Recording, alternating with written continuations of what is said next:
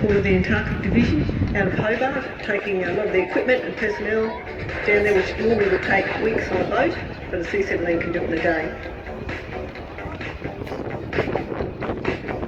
As you can see, the pulse now increasing with poles. Expecting to take off in another 1,000 feet.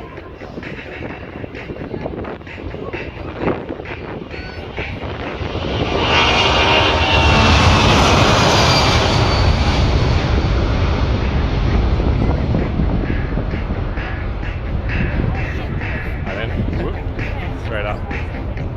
This procedure that you see here being performed by flying officer Millie is known as a tack departure, employed by gauging zones that we find ourselves around the world. And that's true strategic global